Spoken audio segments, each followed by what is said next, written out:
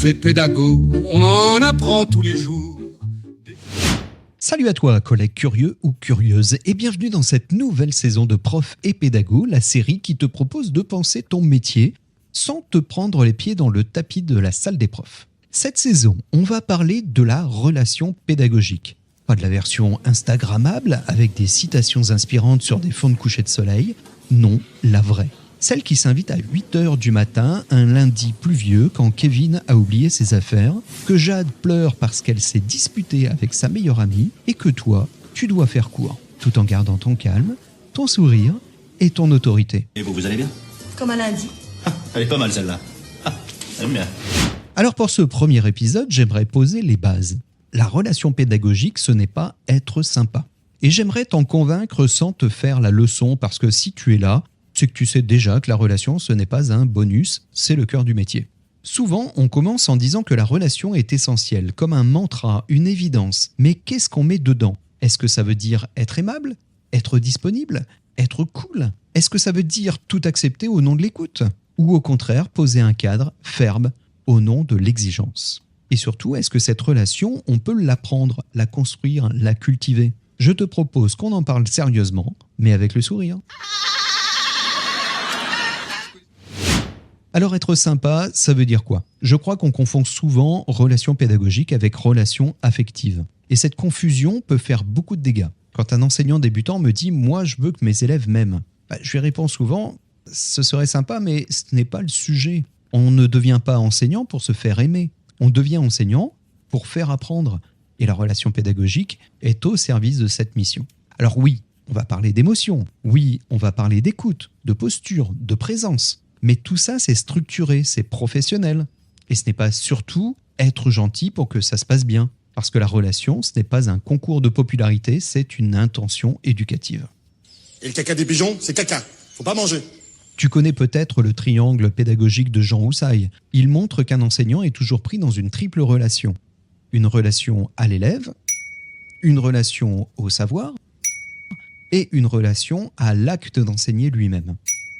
Si tu es seulement dans la relation à l'élève, sans le savoir ni la posture pédagogique, tu risques de tomber dans la camaraderie, voire la complicité.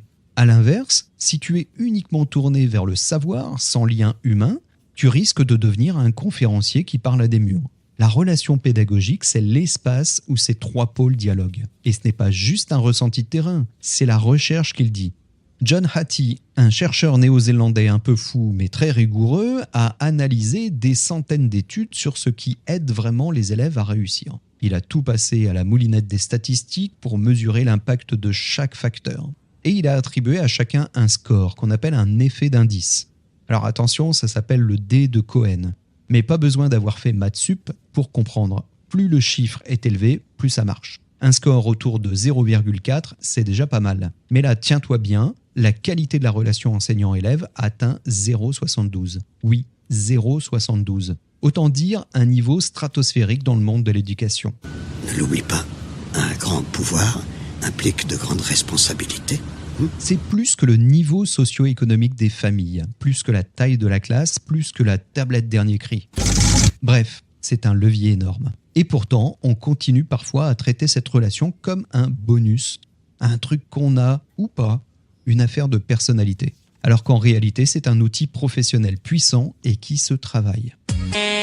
Sortez-vous les doigts du cul! Mais comment on construit cette relation? Est-ce qu'il suffit d'avoir le feeling? Non. Il faut de la posture, de la rigueur, de la régularité et surtout de l'intention. Il faut savoir ce qu'on cherche à construire avec les élèves. Un climat de confiance? Oui, mais au service de leur engagement et de leurs apprentissages. Et ça commence par un mot souvent mal aimé, l'autorité. Alors vous reprenez depuis le début avec une tournure simple et directe où vous ramassez une tarte, c'est clair ça? Alors là, je t'entends déjà soupirer. Mais attends un peu. Je ne te parle pas de crier plus fort que les autres ou de punir à tour de bras. Je te parle d'une autorité éducative. Celle que décrit très bien Philippe Mérieux quand il dit qu'il faut être un adulte fiable, qui tient parole, qui pose un cadre rassurant. L'autorité éducative, c'est ce qui fait qu'un élève accepte de se laisser guider, parce qu'il sent que tu es là pour lui, que tu sais où tu vas et que tu le respectes assez pour lui dire non quand il dépasse les limites. T'as dépassé les bornes des limites. Non mais oh. C'est ce que Marcelier appelle une autorité légitime, fondée sur la cohérence, la clarté et la confiance. Et cette confiance, elle ne tombe pas du ciel. Elle se construit en répondant aux besoins fondamentaux des élèves. Là encore, la recherche est très claire. Les travaux de Deci et Ryan sur la théorie de l'autodétermination montrent que la motivation des élèves repose sur 3 besoins essentiels. Le besoin d'autonomie, le besoin de compétence et le besoin de lien. Si tu veux qu'un élève s'engage, il faut qu'il sente qu'il peut faire des choix, qu'il a les moyens de réussir et qu'il est relié aux autres. Et ça se construit dans la relation pédagogique. D'autres chercheurs comme Pourtois et Desmet ou encore Marie-Pierre Martin-Blachet ont modélisé ces besoins fondamentaux en pyramide. À la base, tu as la sécurité affective, l'estime de soi, l'appartenance. Si ces besoins-là ne sont pas nourris, tu peux toujours faire le plus beau cours du monde, ton élève ne sera pas disponible. Et c'est là que ton rôle est clé. Tu n'es pas psy, tu n'es pas éducateur spécialisé, mais tu es un adulte de référence. Et à ce titre, tu as une responsabilité dans le climat de classe. C'est toi qui l'impulses, par ta posture, ton langage, ta manière de poser le cadre, d'écouter, de réguler. Alors concrètement, comment on fait ? Je te propose 3 gestes simples à tester dès demain. D'abord, la météo du jour.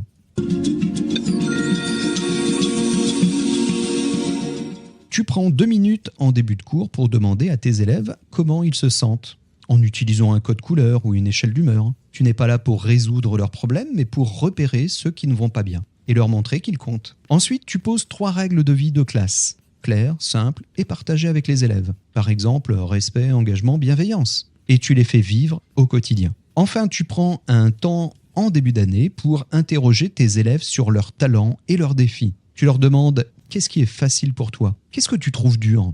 Tu verras, les réponses sont parfois surprenantes et elles t'aident à mieux les connaître. Alors tu l'auras compris, la relation pédagogique, ce n'est pas une option, c'est une posture, un choix professionnel, un engagement éthique. Ce n'est pas être sympa, c'est être juste, stable, exigeant et profondément humain. Alors voilà ce que je te propose de retenir aujourd'hui. La relation pédagogique, c'est un levier puissant d'apprentissage. Elle repose sur une autorité éducative, sur la satisfaction des besoins fondamentaux des élèves et sur une posture claire, cohérente et bienveillante. Elle ne se décrète pas, elle se construit jour après jour. C'était le premier épisode de notre saison La relation pédagogique, la vraie, pas la carte postale. Dans le prochain épisode, on parlera de ces 10 premières minutes qui peuvent tout changer. Comment on crée le lien dès le départ ? Quel rituel ? Quel geste ? Quels mots peuvent faire la différence ? On verra ça ensemble. D'ici là, prends soin de tes élèves, de tes collègues et de toi. Prof un jour, pédago toujours. Prof et pédago, on en apprend tous les jours.